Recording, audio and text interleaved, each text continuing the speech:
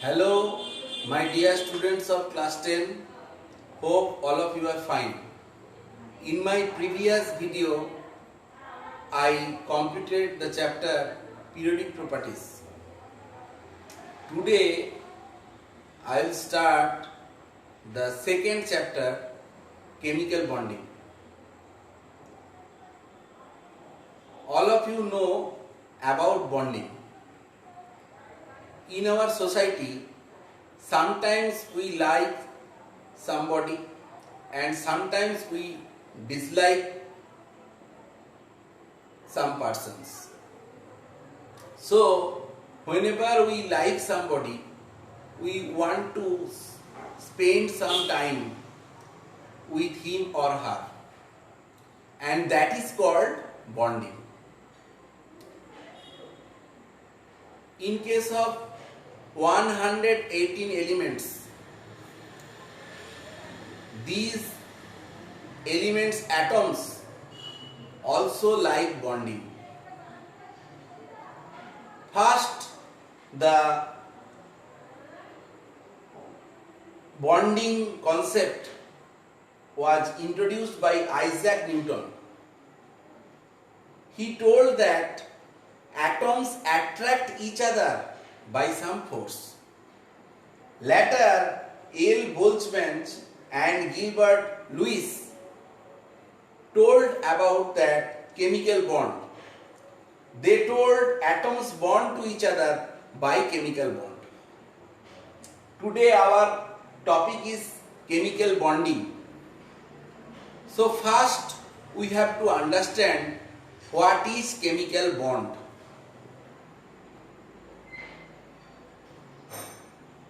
A chemical bond is defined as the force of attraction where the atoms holds together in a molecule with strong attractive force. That force is called chemical bond. All elements except noble gases like helium, neon, argon, krypton, xenon, radon, they generally do not form bond. They remain as in free state. But when atoms make some group and they exist together and they have special characteristics, then they are called molecules. In molecules, the different atoms are held together by a force of attraction that is called chemical bond. Now, why atoms want to combine with each other? If we see the electronic configuration of the atoms, their electronic configuration is not stable because they have or they lack of octet or duplet configuration. If the outermost shell or valence shell contain 8 electrons, that electronic configuration is very much stable, and helium, neon, argon, krypton, xenon, radon all have such type of electronic configuration. Helium obeys duplet rule and others obey octet rule. So if the atom's electronic configuration is not stable, they generally want to attain the nearest noble gas structure. Now, what are the process by which one atom gains stability? That I will discuss here. First of all, there may be transfer of electrons.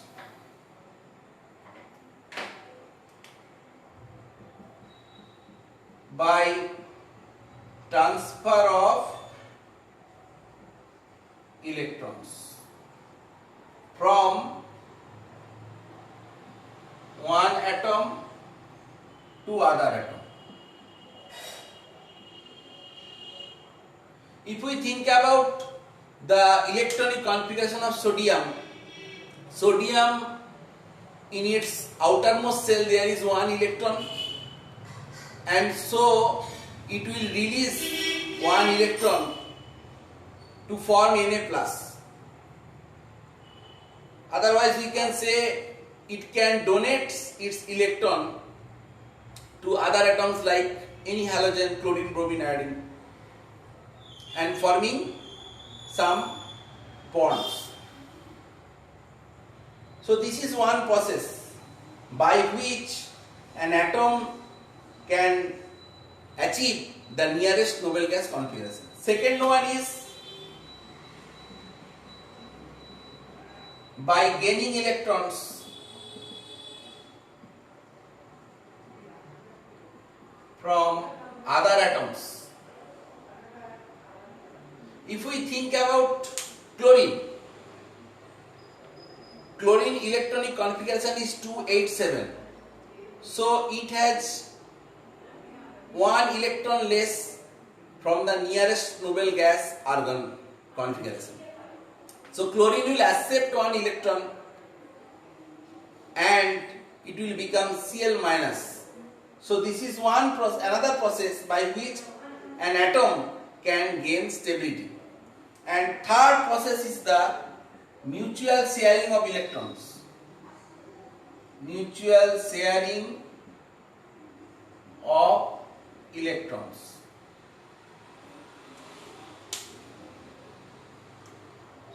If we think about hydrogen, hydrogen has one electron and it wants to gain the nearest duplet structure of helium.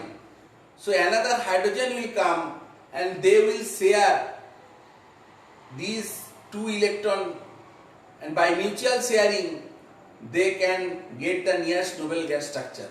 So this is the third process by which an atom can gain stability. Next we will discuss the type of chemical bonds.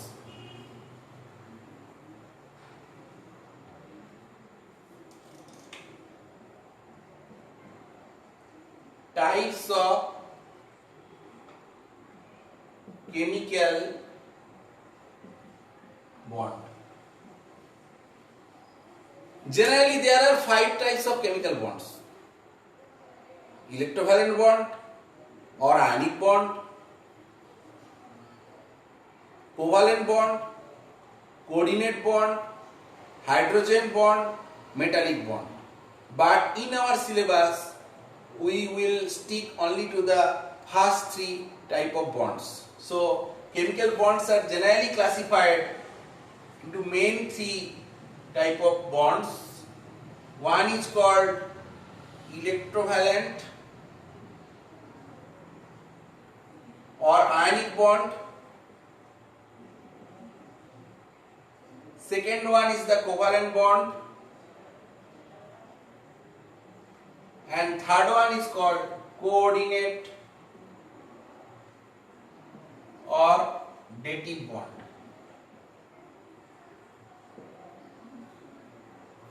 And covalent bond may be also 2 types. One is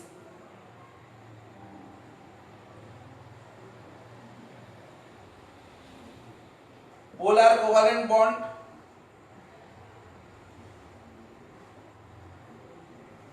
another is non-polar covalent bond.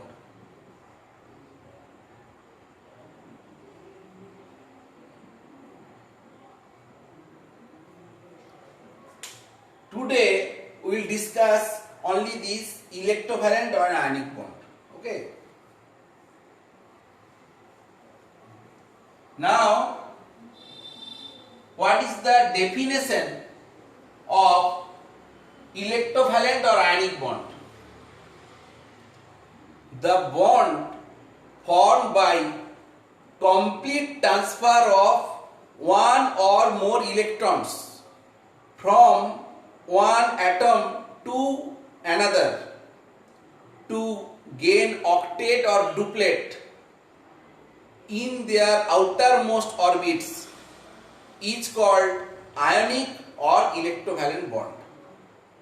That means if there is transfer of electron from one atom to other atom, then ionic bond will form.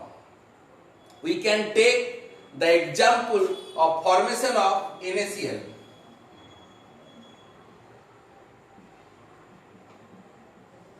NaCl is sodium chloride.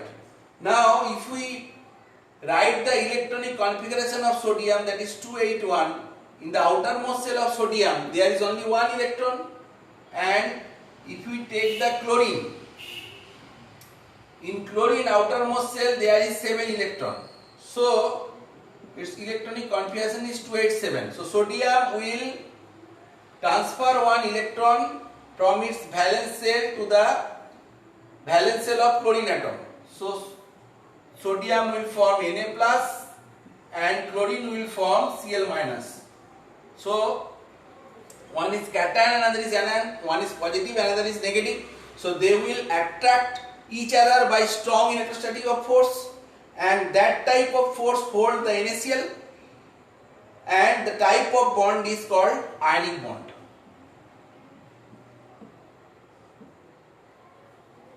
One thing you have to remember, that in case of ionic compound or ionic bond there is no concept of molecule. Actually they will form crystals. Now we want to discuss what is electrovalency. Now what is electrovalency? The number of electrons donated or accepted by the valence shell of an atom during the formation of ionic bond is called its electrovalency.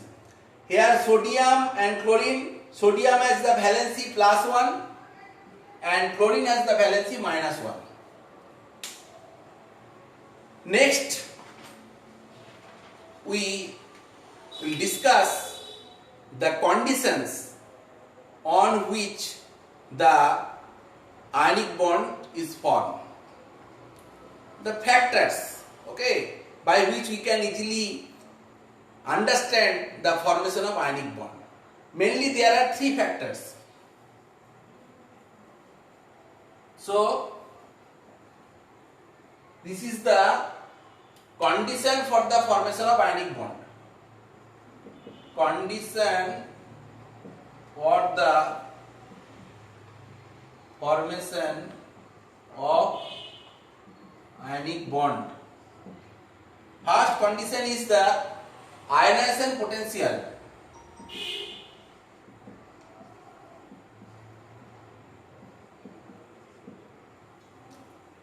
Lower the value of ionization potential, greater will be the ease of formation of ionic bond, as the metals can easily lose electrons and form cations.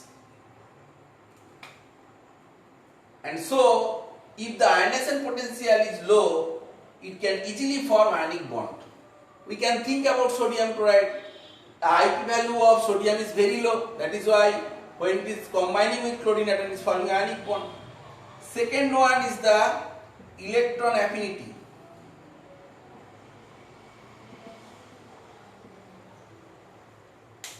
If we think about the electron affinity, higher the value of electron affinity of the non-metal, greater will be the easy formation of ionic bond, as the non-metal can accept the electrons very easily to form anions. Suppose in NaCl we are considering chlorine. Chlorine has the highest electron affinity, so it can accept the electron from sodium very easily and forming Cl minus or ionic bond. Third is the difference in electronegativity. If the difference between the electronegativity of the two atoms is very high, then the type of bond will be ionic. There will be complete transfer of electron. In case of sodium chloride, if we think sodium is electropositive and chlorine is highly electronegative, so huge amount of difference is there between sodium and chlorine electronegative values. So the type of bond will be ionic here. Next, we want to generalize one thing, that how to understand a compound is covalent or ionic. Generally, metal and non-metal forms ionic bonds. There is exception like aluminum chloride, it is a covalent, and non-metals generally form the covalent bond. Next, we will discuss some electron dot structural diagram of some ionic compounds. Sodium chloride we have already discussed.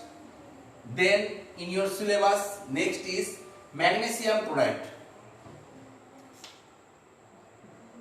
We think about the formation of magnesium chloride. So magnesium has 2 electrons in its outermost shell, and it will combine with 2 chlorine atoms. So each chlorine has 7 electrons. So one electron transfer from magnesium to chlorine, another electron transfer from magnesium to chlorine. So from here magnesium will form Mg2 plus, and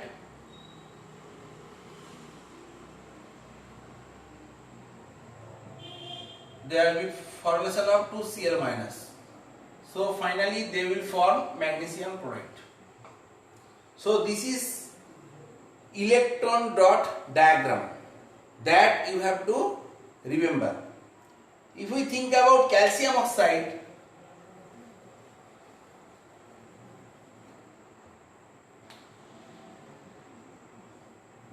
so if you look at the electronic configuration of calcium, that is 2882, and in case of oxygen it will be 2,6. So in the valence shell of calcium there is 2 electron, and oxygen there is 6. So calcium will transfer 2 electrons to the outermost shell of oxygen, and calcium will form Ca2 plus, and oxygen will form O2 minus, and there will be strong attractive force between this calcium and oxygen ion, and they will form the ionic compound calcium oxides. So in this way we can easily understand the formation of ionic bond or formation of ionic compounds by electron transfer process. Another structural differentiation is there for this ionic bond, that is called atomic or orbit structural diagram.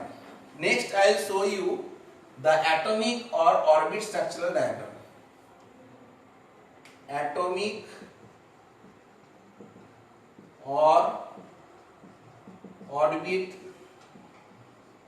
structural diagram. So here if you think about, this is the nucleus of sodium, then there will be 3 cells, one is K, another is, this one is K, this one is L, and this one is M. K cell there will be 2 electrons, L cell there will be 8 electrons, and M cell there will be 1 electron. This is sodium atom. Okay, 2, 8, 1. Another will come, that will be chlorine.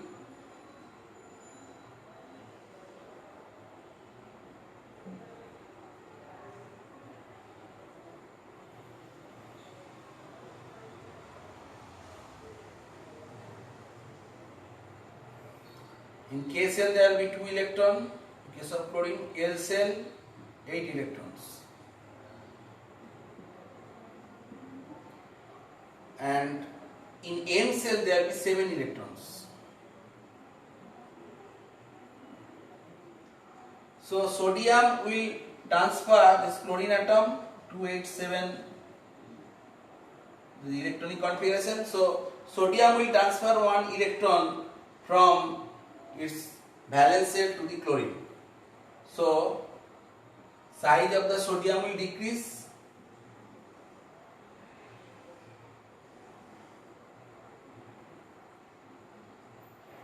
Here 2 electrons and here 8 electrons.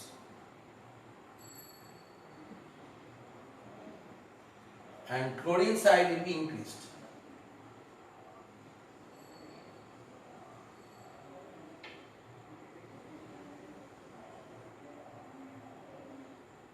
Two electron in K cell. L cell there is 8 electrons. And in M cell also 8 electrons.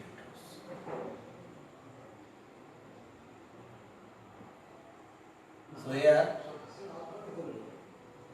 Na plus and Cl minus. So this is the formation of NaCl. I have shown to you by atomic or orbit structural diagram. In my next class, I will discuss the characteristic properties of this ionic or electrovalent bond. So today up to this, and I hope that all of you are following my study material worksheet and my video. So please utilize this time and stay safe and stay creative. Thank you, students.